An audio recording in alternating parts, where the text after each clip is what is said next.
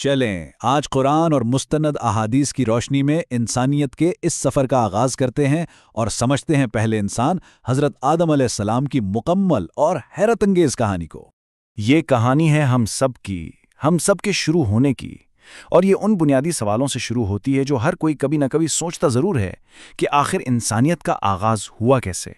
اور وہ سب سے پہلا انسان کون تھا جس کی نسل سے آج ہم سب اس دنیا میں موجود ہیں؟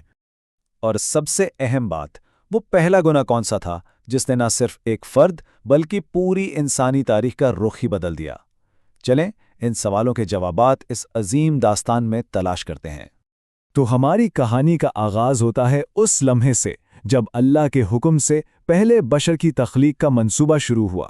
سب سے پہلے اللہ تعالیٰ نے فرشتوں کے سامنے اپنے عظیم منصوبے کا اعلان فرمایا، جیسا کہ سورہ البقرہ میں آتا ہے، میں زمین میں اپنا خلیفہ بنانے والا ہوں۔ سوچیں ذرا، یہ کائنات کے لیے کتنا بڑا اور غیر معمولی اعلان تھا۔ اور پھر وہ معجزاتی تخلیقی عمل شروع ہوا۔ حضرت آدم علیہ السلام کا جسم زمین کے الگ الگ حصوں سے لی گئی مختلف رنگوں کی مٹی سے بنایا گیا۔ پھر اللہ نے اس بے جان جسم میں اپنی طرف سے روح پھونکی، انہیں وہ علم دیا جو کسی اور مخلوق کے پاس نہیں تھا، ہر چیز کے نام سکھائے، اور پھر اس شاہکار تخلیق کو بڑی عزت کے ساتھ فرشتوں کے سامنے پیش کیا۔ لیکن جہاں اتنی عزت تھی وہیں آزمائش بھی تو تھی، اور یہیں پر اس کہانی کا سب سے بڑا ٹرننگ پوائنٹ آتا ہے، کائنات کی پہلی نافرمانی جس کی بنیاد تکبر پر رکھی گئی تھی۔ جب اللہ نے حکم دیا کہ آدم کو تعظیمی سجدہ کرو تو سارے کے سارے فرشتے فوراً بلا جھجک سجدے میں گر گئے۔ یہ تھی مکمل اطاعت، مگر انہی میں سے ایک ابلیس، اس نے انکار کر دیا۔ یہ آپ سمجھ لیں عاجزی اور تکبر کا پہلا فیصلہ کن ٹکراؤ تھا۔ ابلیس نے اپنے انکار کی وجہ کیا بتائی؟ اپنی جھوٹی بڑائی۔ اس نے کہا، میں اس سے بہتر ہوں، تو نے مجھے آگ سے بنایا اور اسے مٹی سے۔ بس یہی وہ زہریلا تکبر تھا، وہ میں تھی جس کی وجہ سے وہ ہمیشہ کے لیے اللہ کی رحمت سے دور کر دیا گیا۔ اور وہاں سے نکالے جانے کے بعد ابلیس نے حسد اور نفرت کی آگ میں جلتے ہوئے قسم کھا لی کہ وہ قیامت تک بنی آدم کو سیدھے راستے سے بھٹکانے کے لیے ہر طریقہ آزمائے گا، اور اس طرح وہ انسان کا کھلا دشمن بن گیا۔ اب ابلیس کے تکبر کے بعد کہانی کا فوکس شفٹ ہوتا ہے جنت کے پرسکون ماحول کی طرف، جہاں حضرت آدم اور ان کی ساتھی حوا علیہ السلام کی زندگی شروع ہوئی۔ لیکن اس سکون میں بھی ایک بہت بڑی آزمائش چھپی ہوئی تھی۔ حضرت آدم کی تنہائی دور کرنے کے لیے اللہ تعالیٰ نے اپنی قدرت سے انہی کی پسلی سے حضرت حوا کو پیدا فرمایا، جیسا کہ صحیح احادیث میں بھی آتا ہے۔ ان دونوں کو جنت کی ہر نعمت سے لطف اندوز ہونے کی اجازت تھی، سوائے ایک شرط کے۔ انہیں صرف اور صرف ایک خاص درخت کے پاس جانے سے منع کیا گیا تھا، بس یہی ان کی آزمائش تھی۔ ایک حکم جو سننے میں بہت آسان لگتا ہے، لیکن اس میں اطاعت کا ایک بہت گہرا امتحان تھا۔ اب ہم کہانی کے اس حصے میں آتے ہیں جہاں انسانی کمزوری بھی دکھتی ہے، لیکن اس کے ٹھیک بعد اللہ کی رحمت اور توبہ کی عظیم طاقت بھی نظر آتی ہے۔ شیطان جو بس موقع کی تلاش میں تھا، اپنا بدلہ لینے آ پہنچا۔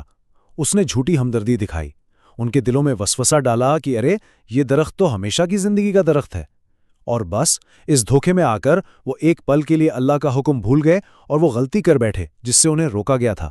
لیکن ابلیس کی طرح تکبر کرنے کے بجائے جیسے ہی انہیں اپنی غلطی کا احساس ہوا، وہ فوراً گہری ندامت میں ڈوب گئے اور اپنے رب کی طرف پلٹ گئے۔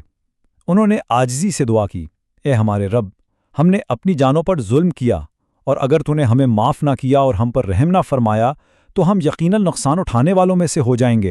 اللہ نے ان کی سچی توبہ کو قبول تو کیا، لیکن اس غلطی کا ایک نتیجہ مقرر تھا، جنت سے زمین کی طرف ان کا سفر اور انسانیت کے لیے ایک نئے چیپٹر کا آغاز۔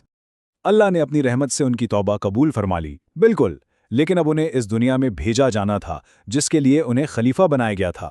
تو اب ان کا نیا گھر زمین تھی، جو صرف آزمائش کی جگہ نہیں بلکہ زندگی کے مقصد کو پورا کرنے کی جگہ بھی تھی۔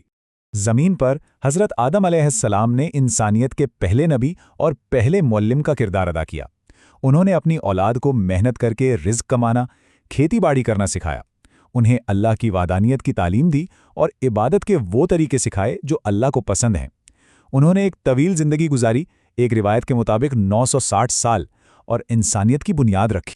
تو یہ جو پوری داستان ہے یہ صرف ایک واقعے پر ختم نہیں ہو جاتی، اس کے اندر ہمارے لیے آج کے دور کے لیے بہت گہرے اسباق ہیں۔ تو پھر سوال یہ ہے کہ ہزاروں سال پرانی یہ کہانی آج ہمارے لیے کیا معنی رکھتی ہے؟ اس سے ہم کیا سیکھتے ہیں؟ دیکھیں، اس کہانی سے ہم نے سیکھا کہ تکبر انسان کو بلندی سے پستی میں گرا دیتا ہے، جبکہ عاجزی اسے اللہ کے قریب کرتی ہے۔ ہم نے یہ بھی جانا کہ شیطان ہمارا کھلا دشمن ہے، وہ کبھی ہمارا بھلا نہیں چاہے گا، لیکن سب سے بڑا سبق شاید یہ ہے کہ اللہ کی رحمت اس کے غضب پر حاوی ہے، اور سچی توبہ کا دروازہ ہر غلطی کے بعد ہمیشہ کھلا رہتا ہے، اور اصلی کامیابی صرف اور صرف اللہ کی اطاعت میں ہی ہے۔ اور اب آخر میں یہ سوال سب کے سوچنے کے لیے ہے، ہمارے پہلے جد امجد کی زندگی سے ملنے والا وہ کون سا ایک سبق ہے جس کی شاید آج کی دنیا کو سب سے زیادہ ضرورت ہے؟